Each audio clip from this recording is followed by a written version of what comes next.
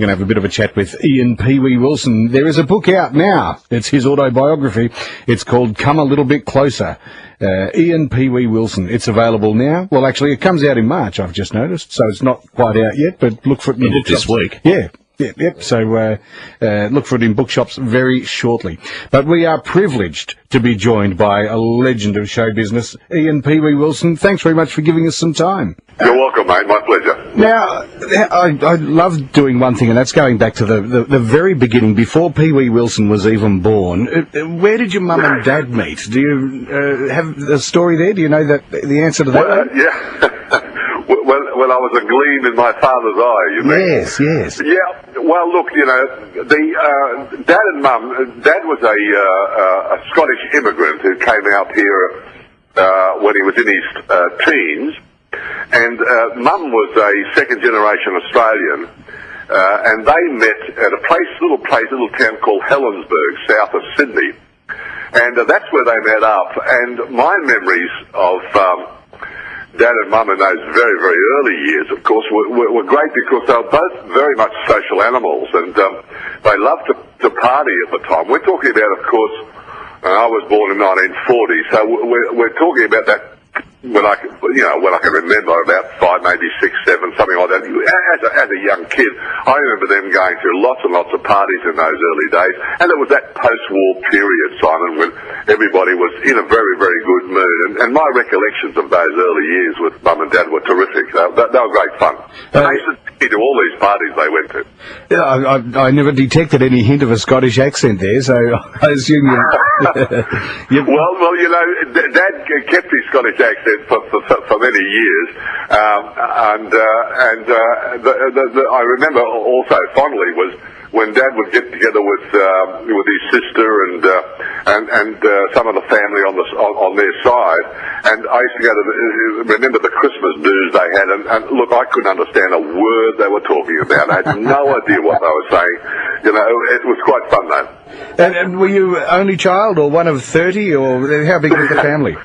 Not quite. I had a younger sister, 7 years my younger, Kerry, who at the moment is living up in the Blue Mountains, just out of Sydney, and I still see her from time to time, and she's doing very well. But I didn't have a lot to do with my sister, except at meal times we met up. But of course, I was at the member of the Bronte Surf Club from a very early age, from cadet onwards, which was very early teens, maybe 13 or so, and I wanted to protect her and keep away from those awful surf club fellas. You got to watch them, you know. So she was well protected, and so I kept her away though. But we always met up at meal times, and of course that was the tradition in those days, where the family had to meet up at meal times. Yes, gone are those days where the kids could just go out and spend the day doing whatever, as long as they were back before dark. Doesn't happen anymore. You had to be home for the breakfast and dinner was mandatory. You had to have that. Lunchtime, of course, they could never find us where I was down at the club and out surfing and so forth. But in those early years, it was absolutely essential that you met up then. Has your sister got a musical bone in her body? Look, she has, you know. She never got involved with show business. She saw the direction where I was going and thought, oh, maybe not. But she did have it. She loves music, but she never got it. Mum, of course, was a piano player, and she had the certificates to prove it. But I never ever actually saw her play at any great length. But Dad was always, as I mentioned earlier, he was a party goer and loved to sing at all the parties. Had a great voice and could hold a very good tune. But one of his favourite party trick was singing classical operatic songs in fake German and Italian accents, which he fooled everybody, because they actually thought he could speak German and Italian, but I knew better, and it fooled everybody. But he was great fun. How fabulous. Was his voice a nice, deep, rich one like yours, or...? He did, but he had a much better range than I did. He saw himself as a baritone singer, but I remember him... I remember coming home late at night after going to a social or do in my late teens, and Dad would have the cries of the Triple Throat radio in those days, a small radio, turn up to full blast on ABC, listening to world-famous tenors or something of that nature, and singing along and conducting the orchestra with his baton, which was my school ruler that he used as a baton. The lights turned rather dim, and all I had was a full ashtray and a half bottle of dry sherry. And he loved music. He really loved it with a passion. But of course, it took him a little while to get used to the idea of me going into the pop world. I think he would have loved me to get into opera or something of that nature. What did he do for a living? Was he, because he doesn't sound like he was an accountant or anything? Well, no, certainly not. He was the son of a coal miner, actually, and I don't think Dad really had any aspirations at all in any field at all. I think he would have, of course, loved to have been recognised for his singing, but he was I remember him being a chef. He was a chef. That was his thing at the now defunct or the finished the Australia Hotel in Sydney, and he worked there as a chef for a while, and that's where I remember him being. But I think he had many jobs apart from that. But he was a great cook, and he cooked all the family meals. Oh, lovely. Now, school years, how was school? Because were you tall very early as a child, or did you have a sudden growth spurt? Unfortunately, I was, mate. I was. And that put me a little closer to the sun than most of my friends. So my face was continually burnt and blistered, particularly around the bottom lip area, which was rather protruding bottom lip. But yes, I was tall, and my parents were cruel to me. I remember them sending to me to secondary school, and I was the only kid there that arrived with a pair of shorts, and everybody else had long pants. They graduated to long pants.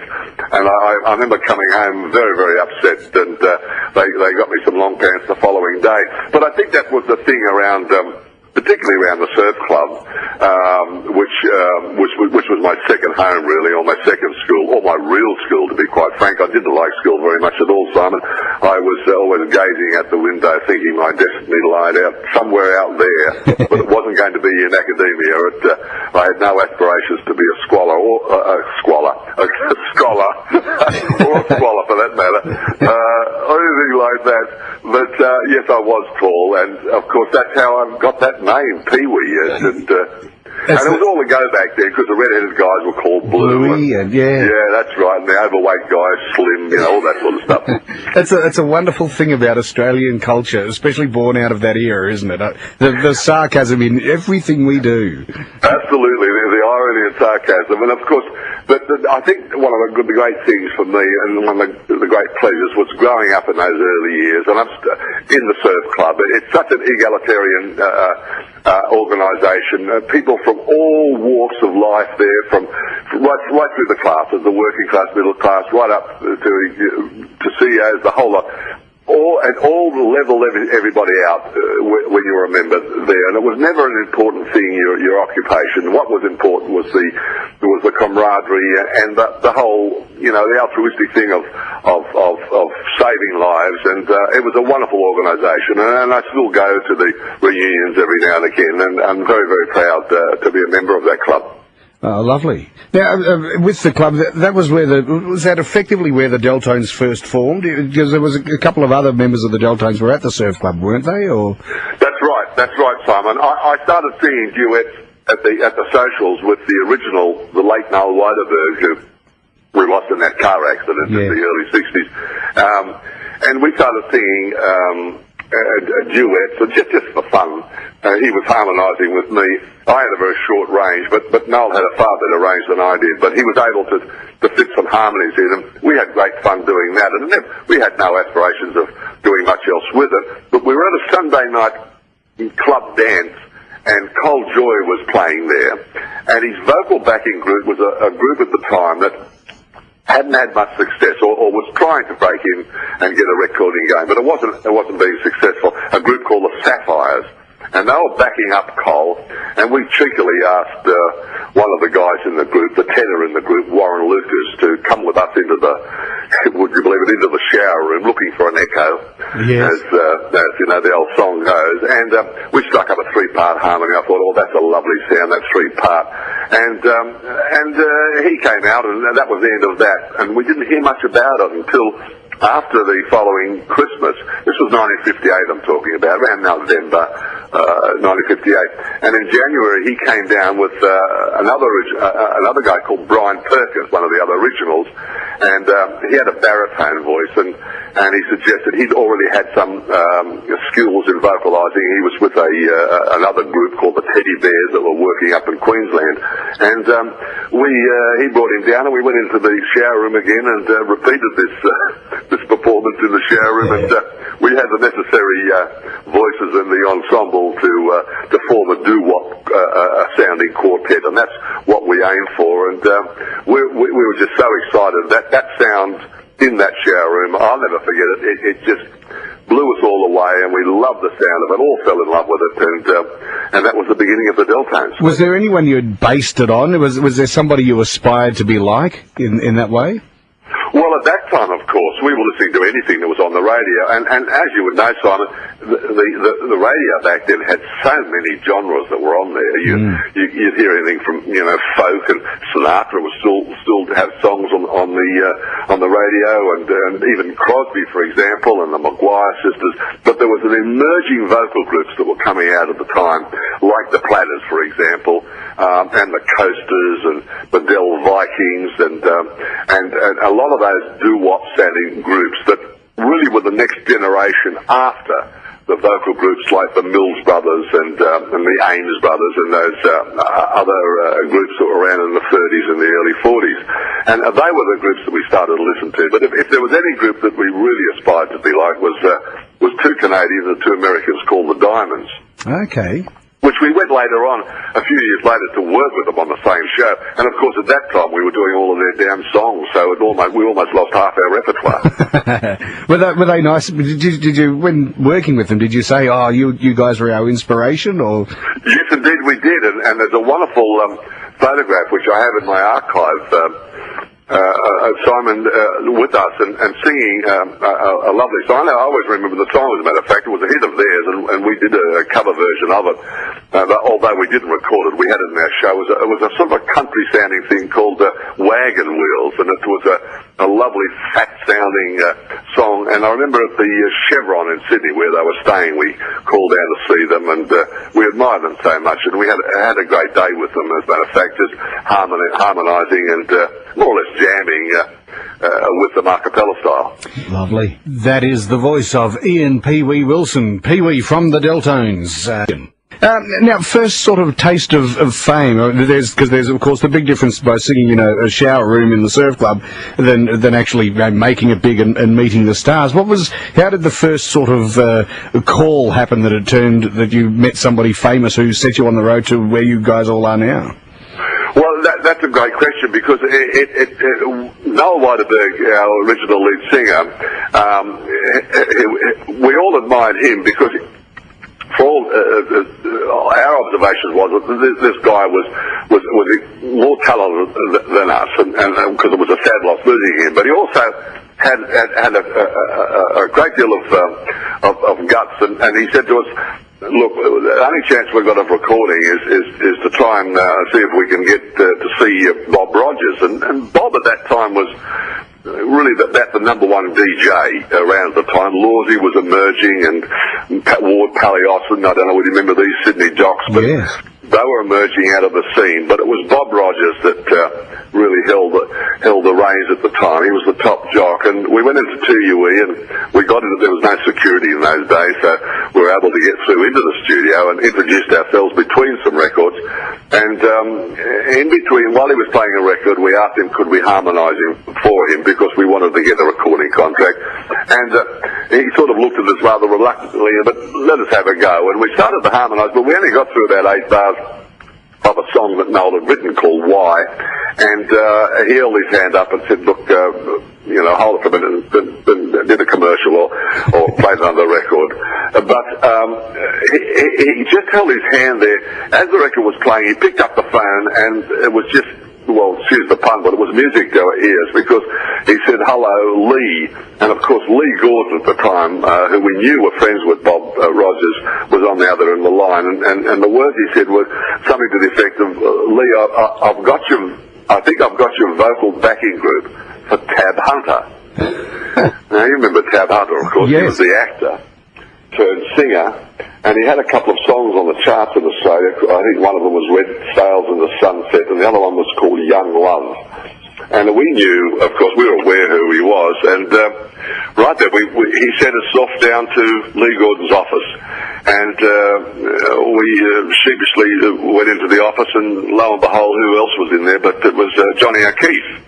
Oh, wow. And so it was a double whammy at the time, and I remember having a very short chat with Lee Gordon, who said to us, would you like to do it? Of course, we said, yes, we'd love to do the backings, if that's what you want. We saw it as a thin end of the wedge, and O'Keefe handed us a couple of 2 or 3 singles and said, learn these backing tracks and give me your phone number and I'll call you and we'll go further into it. And we left there just over the moon and excited, and we did the very same thing, and within no time at all, and we were on the stadium shows in Sydney with what they call the Big Show, which had also I think on the same show we had Sal Mineo, we had the Everly Brothers, and it just happened so quickly, Simon. It was all over so fast. You know, it just happened almost overnight for us. Your heads would have been spinning. Yeah, we were, and so was the stage. In the old stadium in Sydney, which was nicknamed the Old Shed, had a revolving stage because it was originally built for the Tommy Burns fight with Jack Johnson, and it was a temporary building, but Lee Gordon put all these big shows on at this tin shed, and it was a remarkable venue. It wasn't lined or anything, and when it rained you could hardly hear anything in the place, and it was hot in the summer and freezing in the winter, but it had an atmosphere that was fantastic. Held about 10,000 kids, and I remember running out there to do our little spot of 3 songs, and with all these 10,000 kids screaming their heads off. They had no idea, of course, who we were. We hadn't made a record at that time. We hadn't been on television. They thought we were from America, I think. They didn't know who we were, but it was such an overwhelming experience just working with him. And, of course, doing the backups for Tab Hunter was a thrill. He was a very unassuming character who'd never appeared live before, and not that we'd done very much at all. We'd only sung at socials and a few talent quests, but we were just, and that's just the atmosphere and the sort of the prevailing sort of feel at the time that this new wave of an explosion of pop music was hitting Australia. Now, so this was late 50s into early 60s. 59, yes. You lost Noel in 1962, I think it was. Yes. But so how were those 3 years with that original lineup? How did you go? You ended up getting records pressed and chart success and stuff. Well, from that stadium show, I think we did probably 3 or 4 shows at that show. I don't quite remember that, but then we were off to Melbourne, to the Melbourne Festival Hall, and then up to Brisbane to do the Brisbane Festival Hall, and that happened over a period of probably a week or 2. Yeah. And then Johnny O'Keefe asked us to do a backing track for him on a song called Why Do They Doubt Our Love, which was the first time that we'd ever been inside a studio to do that recording. And of course later on we did record Shout with him down the track a bit. But and then he suggested, which is what we wanted to do. Noel had written a song called Why, and Keith thought it was a good idea to do a reworking of the Crows song called G. So here we had a record called G, and on the flip side was called Y, and rather cryptic and short titles, but G was probably one of the shortest records on record as well. It only lasted, I think it was under a minute it lasted. Johnny O'Keefe produced the record, but it was, he just forgot to put an instrumental solo in the middle, and it was a very short record. Yeah. It actually charted for us about number 15 in Sydney, but it languished everywhere else, mainly because Bob Rogers really lent on it and gave it a lot of airplay. He took us under his wing at that stage. But and then, of course, within that first year, 1959, we signed up with Bandstand as well, and we were also doing, of course, 6 O'Clock Rock. So in between 59 and up till Noel's death, we were extremely busy running between Channel 2 and Channel 9 and in the studio backing up O'Keefe, Johnny Rev, Dig Richards, just about everybody that was under O'Keefe's umbrella. So it was a very hectic time for us and very exciting. I suppose any other jobs that might have been considered before you burst onto the music scene would all have been flung by that stage. Well, yes. It wasn't. All of us had apprenticeships at that time, and all teenagers, and so much to the everybody was telling us, don't give up your day job. The music's definitely not going to last. It's a passing fad, and you'll all be back again at your apprenticeship. So I would take it very, very slow. And this was advice, of course, of parents and friends, and they had no idea. Neither did we at that time. But in the face of all that advice, we just ignored it completely and dumped our jobs straight away and jumped right in at the deep end at the time. But it seemed to us, not so much that it would last, but it was just that prevailing feeling that we had that we were doing something very, very exciting, and we didn't want anything to impede any of our progress. And the money wasn't a consideration back then. It was just the whole atmosphere of something new and groundbreaking happening. Now, there's something I wanted to ask. I saw the musical Shout, written by John Michael Housen, and that with David Campbell playing the lead role of Johnny O'Keefe. And in that, there was a scene which stuck in my memory where Johnny O'Keefe didn't like the name Delltones and wanted it changed. And it was Pee-wee who stood up to him and said no. Did that really happen? No. If it did, look, so much happened back then, Simon, that I don't remember. It may have happened, but I certainly didn't remember it. Because they took some license in that show. I wasn't consulted in any way, shape or form, or any of the Delltones for that matter. But I think they took some license there. But it may have happened. Who knows? In fact, I really loved that show. I thought it was fantastic, and I thought it was. I really was very, very pleased with the whole performance, particularly of the Delltones. But they did take some license because we hadn't. For example, one of the songs in there was "Get a Job." We never recorded "Get a Job" until the late '80s or the mid '80s, I should say. Yeah. So there was lots of license taken back at that time. But basically, I think it got the story of Johnny O'Keefe right. Yes, yes. In many, many ways. It may not have been specifically on the dot, but it was very, very good. Yes. We're up to 1962-ish, where Noel sadly passed away. What happened then? Because that, as you say, you all looked up to him, so that would have been devastating for you all. Well, it certainly was, and we did look up to him. He was a born leader in more ways than one.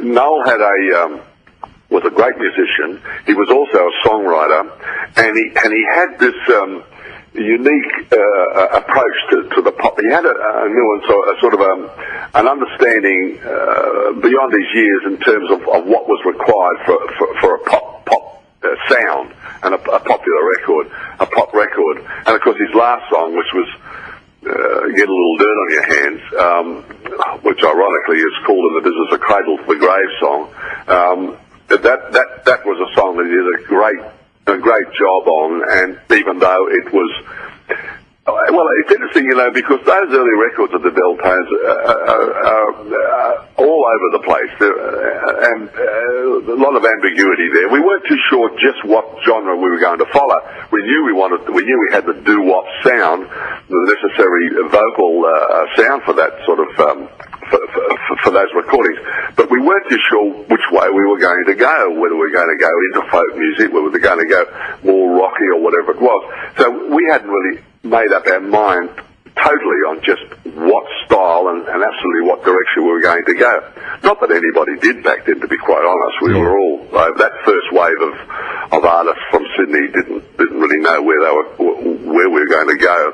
But But Noel certainly was a leader through and through, and it was a very, very sad loss. And we were totally out of our depth. We had no idea what to do. But we did get encouragement from our family and friends, and particularly from the Weiderbergs, from his folks and his family, to continue. And of course, what happened then, of course, was that we poached Cole Lochner to come in as lead vocalist, and he was singing at the time with a group called the Crescents, who had some success on the charts. Particularly one song that I remember was a cover of Mr. Blue.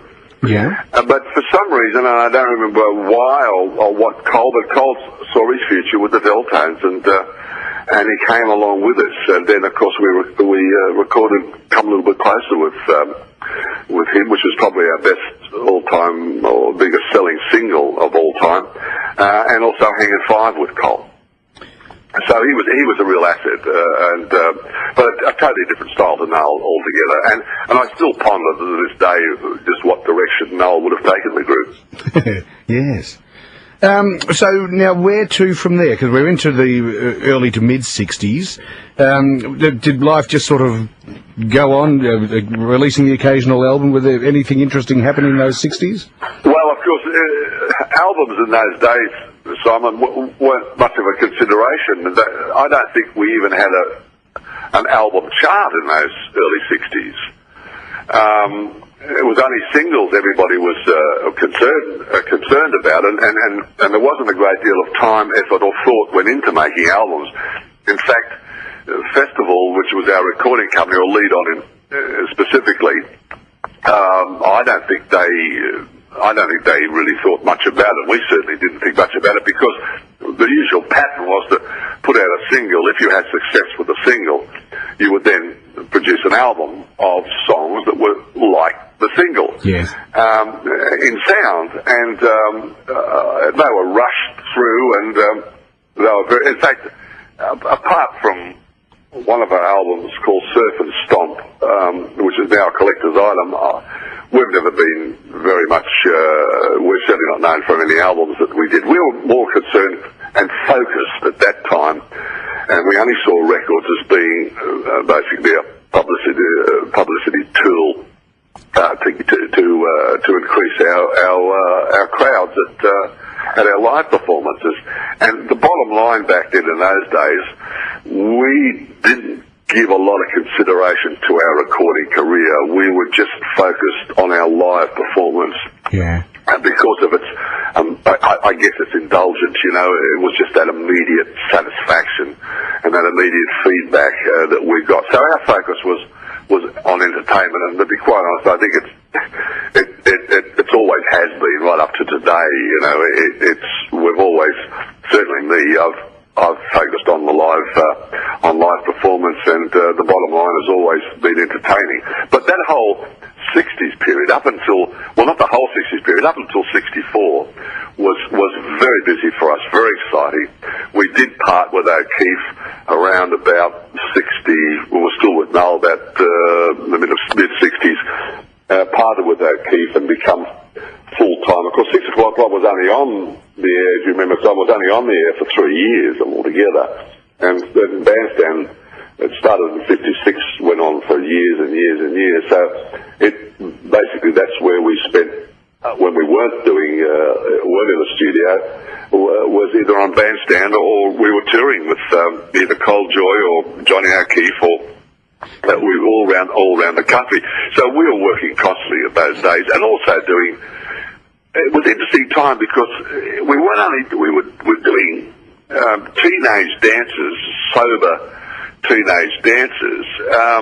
When I say sober, I mean produced by Coca-Cola or whoever it may be, for young kids. And then sometimes on the Saturday night we'd work at restaurants or nightclubs, dressed in our dinner suits doing cabaret.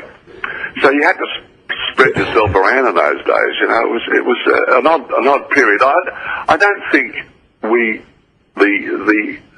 idea of the demographic was really given it hadn't really emerged at that stage, you know. Yeah. It was just gather the raspberries while you could. If the work was there, you just went out and did your stuff, did your thing. But that all changed for us, at least from '65, when I think the second wave of Australian music came into the forefront, and of course, I think Melbourne started to be the centre and the focus with its Go show, and shows of that nature started to emerge, and the second wave of rockers started to emerge. Normie Rowe and Russell and Morrison and the guys come out in the Zoots, and the whole music scene changed for us, and we got left behind, I think, about then. How did you go with relationships? Because if you're all in your mid-20s, approaching 30 at that time, I would assume some of you may have been in serious relationships. And how did you go with the touring and stuff then? Well, it didn't work. I mean, it didn't work particularly for me, and also for one of the other original boys, Warren, because it did put a strain. But not only that, of course, in my case, I married a schoolgirl sweetheart who I met while we were both at school, and so that relationship was started very, very early. But of course, by 1963 and the 60s, the touring took its toll. And testosterone completely swamped me, and I took advantage of all the possibilities that were around for the pop music scene, and it was doomed really from post honeymoon period for me, because we were just apart so much, and it just wasn't thought of to take your wife or your girlfriend, or for that matter, on tour in those days. And these were wild days. Simon, in many ways, you know, the partying just was insane, you know. It was just insane. Great times they were, of course. But I think we suffered for that because, you know, we didn't really focus enough and didn't concentrate on developing our music and our career. But of course, these were early days, and nobody quite knew what was going on. Yeah. There was no lawyers back in those days, or people to give you guidance with the media and so forth. These things were undeveloped. Did you go overseas at all? Yes, we did. We did. The only overseas trip we did with Noel Weiderberg, the original lead singer, was to New Zealand with Jimmy Rogers, the folk singer at that time. But post Noel Weiderberg, of course, we went to the east and to Vietnam for the troops, over to working the nightclubs in Hong Kong and the Philippines and places of that nature, but that was it. We didn't get off to Europe and to London until the very late 60s, until 68, 69. That's when we went over to give it a shot over in England. But by then the group had changed. I was then the only original. Oh, no, that's right. Myself and Brian Perkins were the two originals left at that stage, and that's when we had Seth Martin and Bob Pearce with us, and went off to base ourselves in London. And now you mentioned before that music was changing and you felt you got left behind. Was it a struggle during the late 60s into the 70s? Yes, it was. It was a real struggle. I remember on a tour that I was sitting in Cairns and I was just on my own and feeling rather melancholy and listening to the Beatles. I remember the song and everything. It was the song called Love Me Do. And I loved all their early stuff and still do. I felt myself, here we got four wonderful musicians that play their own instruments, they sing great harmonies, and there's no bass voice. The bass voice had gone, finished. And they were the sensation, and they were emerging, and I saw the writing on the wall, and I had the feeling that we were history right then, in terms of our contemporary standing and our recording career. I thought we were doomed then. And I thought, well, if that's going to be the case, then we just slipped. Our career fell away. Recording career fell away. We were still doing television. Lots of television, but we got off went the stovepipe pants and the white shoes, and on went the dinner suits and bow ties, and we moved into cabaret. The book is called Ian Pee Wee Wilson, Come a Little Bit Closer, Harmony, Disorder and the Delltones. It's been put out by a firm press and is certainly well worth a read. Now, Pee Wee joins us again for the fourth night in a row. Pee Wee, you dropped out of showbiz in the 1970s for a little while, didn't you? Certainly did. We had a failed trip to England. It was a wonderful trip. We had a wonderful 18 months over there or so, based in London. The highlight, of course, was performing at the Playboy Club, the London Playboy Club. As you can imagine, four guys full of testosterone working at the wonderful Playboy Club in London. It was a dream come true. Yeah. And we did a long season there. We did very well. They liked us there, and it was quite fun. Quite fun. In the meantime, we were working across at Europe, and also we were recording for EMI. We landed the contract with EMI. And we started to put down a series of songs that one of the members, Bob Pearce, was writing.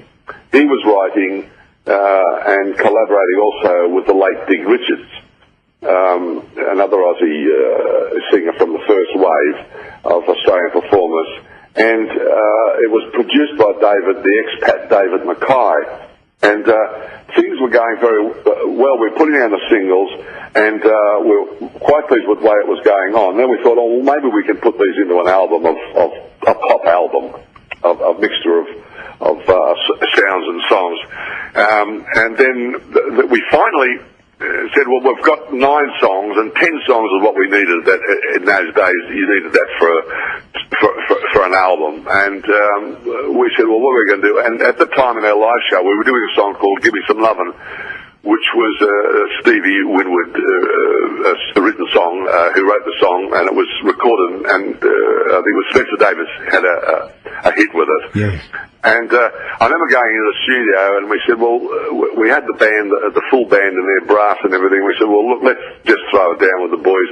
The guys all knew the song, and it was done live in the studio with no overlays, just straight down.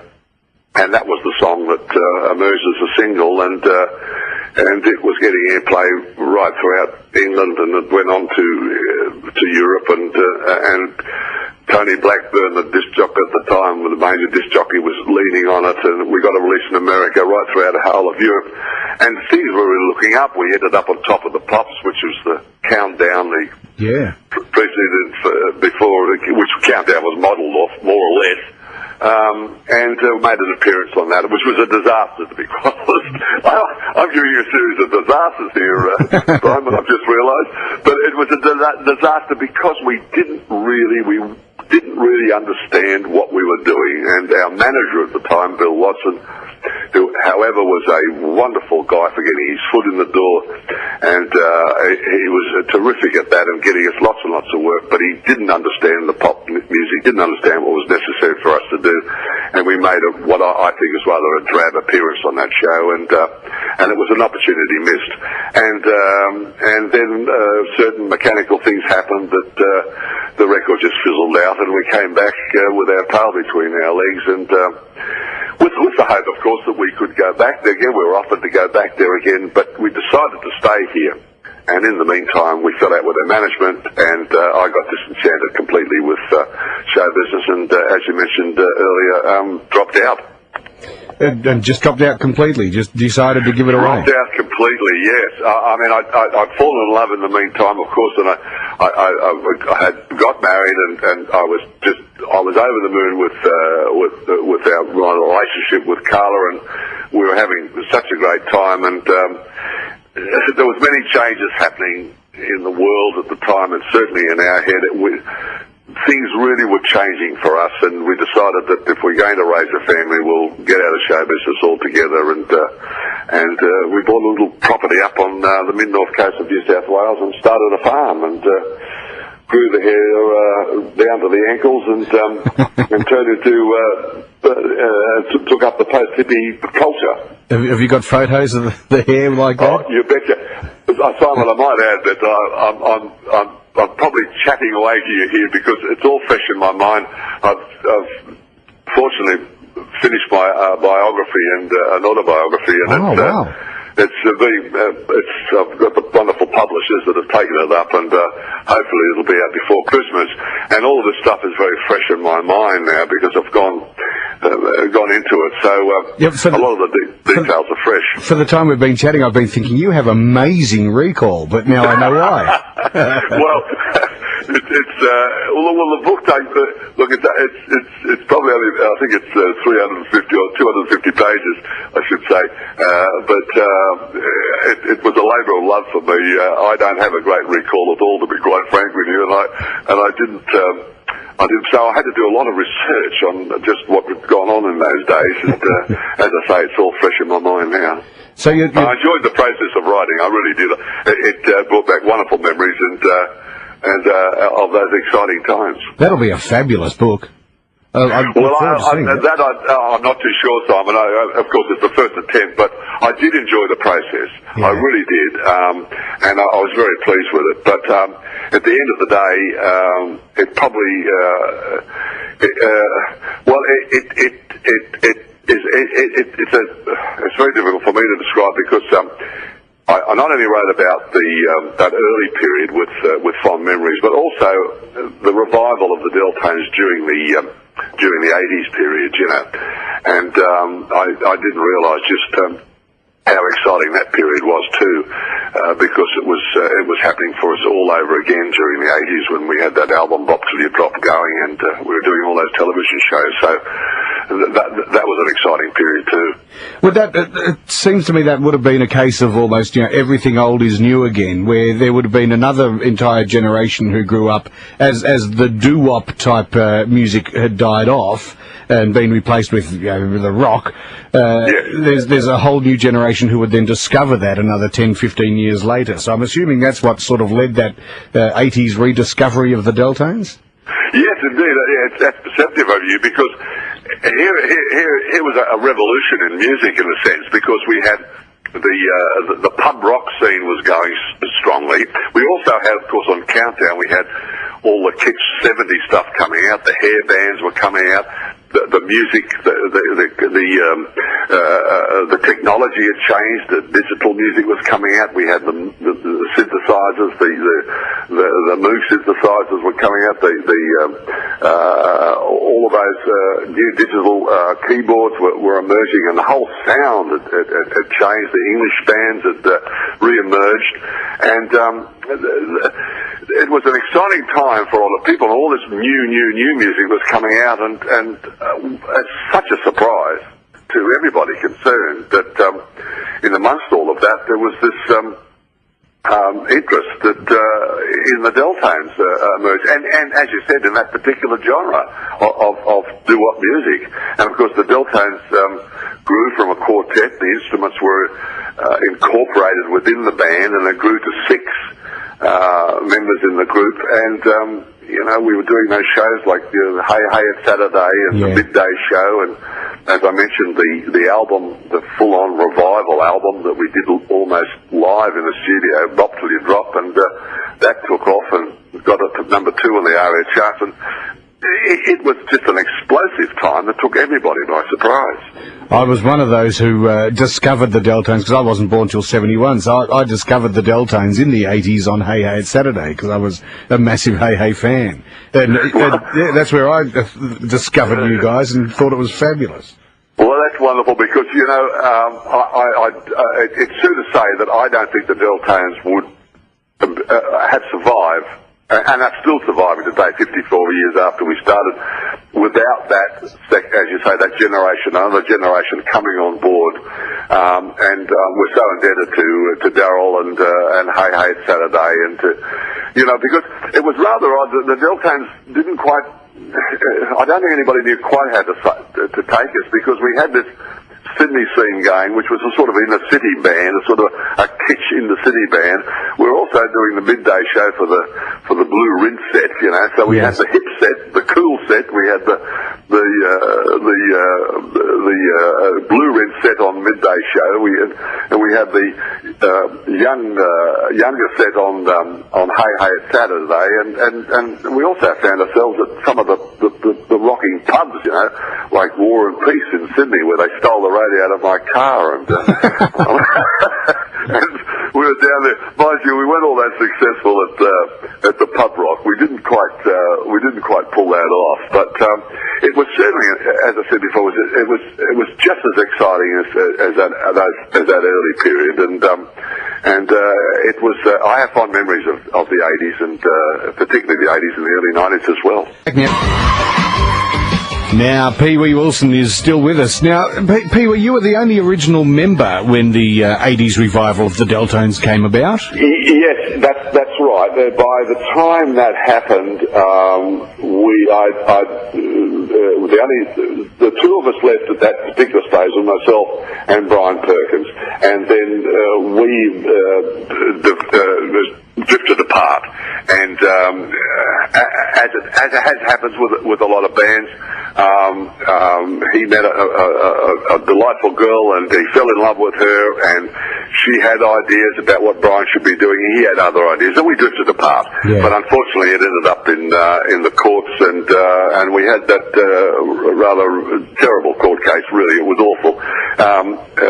Him and I, and we were both had to confront ourselves at the courts, and we've been estranged ever since. We haven't spoken since about 1984, 85, since the court case, which was unfortunate. It was a bittersweet victory for me. It was a very sad affair, really. Yeah, it's not too dissimilar, I guess, to the Little River Band, but at least you retain the rights to the Delltones because you're still with the Delltones. Well, indeed, I suppose so.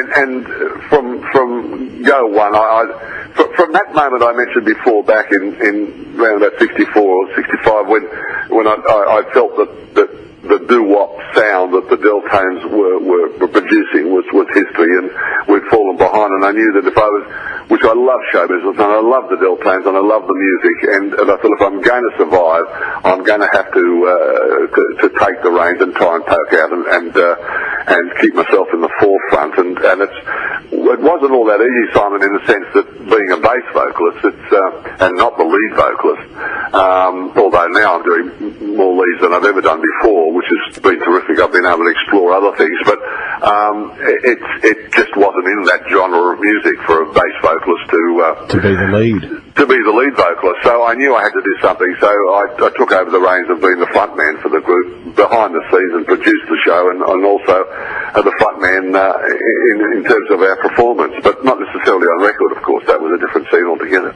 I don't know why, but just while we were talking about court case and troubles with members coming and going and the like, I immediately thought of, I mentioned Little River Band with Glenn Shorrock and all those guys with becoming BSG instead of LRB, but I've then drifted onto the Wiggles in my mind, and I'm thinking of Greg Page leaving as the lead singer and then returning, and all the hoo-ha that's gone on there, and so I have now drifted into the question: have you ever done anything with the Wiggles?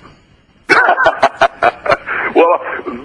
it's funny you mentioned that, because I remember one night at doing a do, and somebody who was rather perceptive and very, very sober came up to us after a concert. He said, he said, I've got you guys nailed. You are the Wiggles for adults.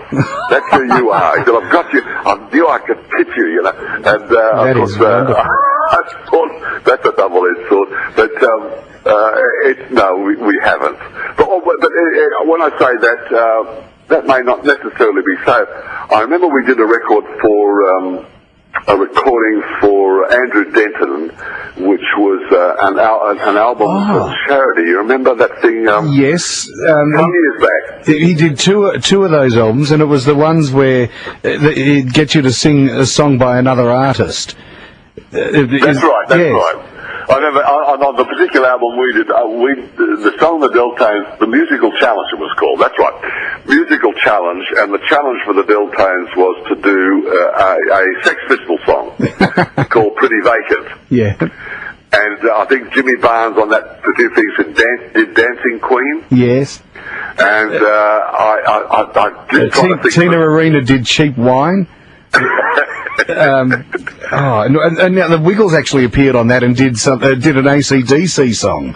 That's right. That's only something out of the mind of Andrew Denton can dream up something like this. Yeah, fabulous. But it was a very successful album for him and for the charity.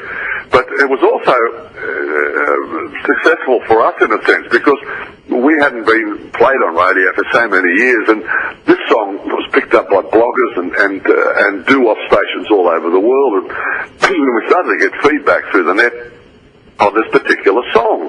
And it all of a sudden, as I say, they started playing it. One of our members, as a matter of fact, went over to his hometown in England at the time, Danny Mayers.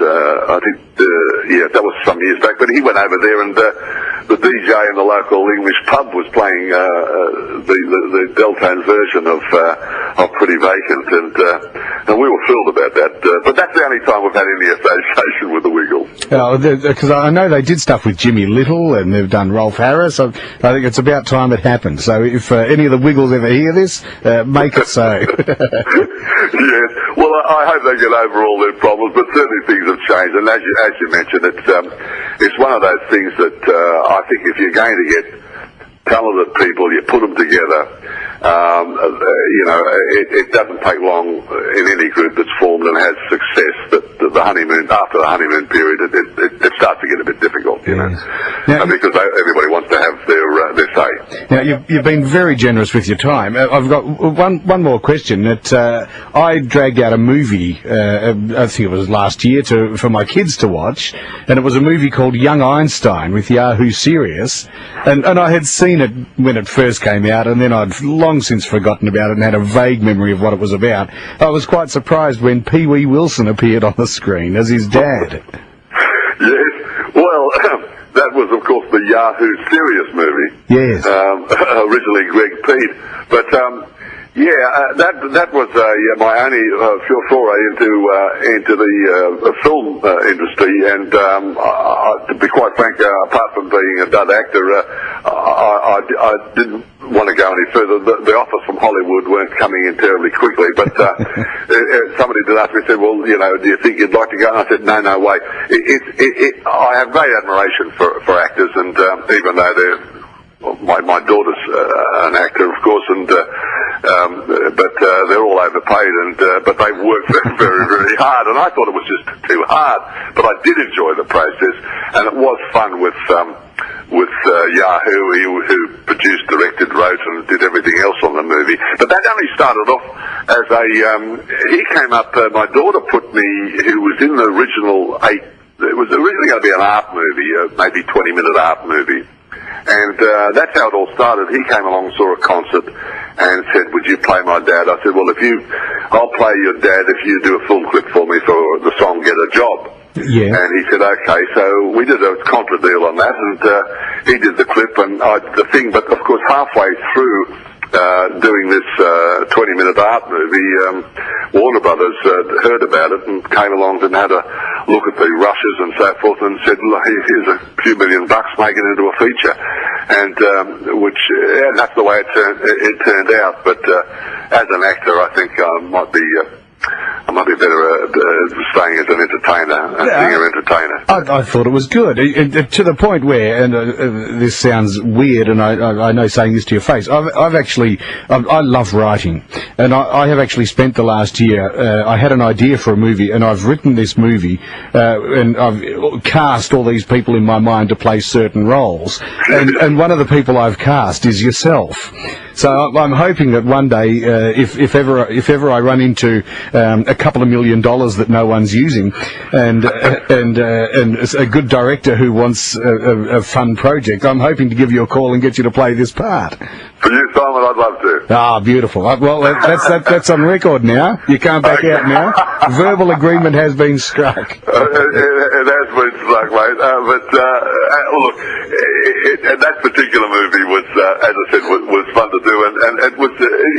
It was an odd movie in the sense that it had mixed reviews. Some called him a comic genius, and others called him puerile comedy for children. But I quite liked the movie. I thought it was great fun. Well, I loved it, and that's why I dragged it out to show my kids. It was wonderful Aussie humour. It was just fabulous. Yeah, it is a sort of a one-off, isn't it? It'll be always around, and of course the thing keeps popping up on on commercial television all the time. So it's good to have that going. It's fun. Now, again, as I just mentioned, you've been very generous with your time. I can't thank you enough. I've really enjoyed having a chat to you.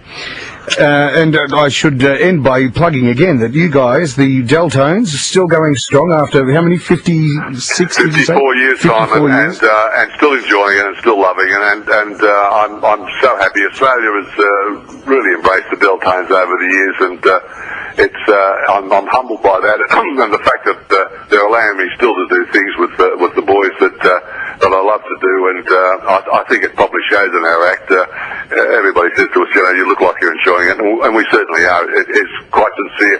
I've said it before, but it doesn't matter what mood we are in before we go on the show, we always come off on a high. It's just great fun. Ian Pee Wee Wilson, thank you again very much for your time. It has been a dream. Thank you, Simon. Always great to talk to you, my friend. Bye.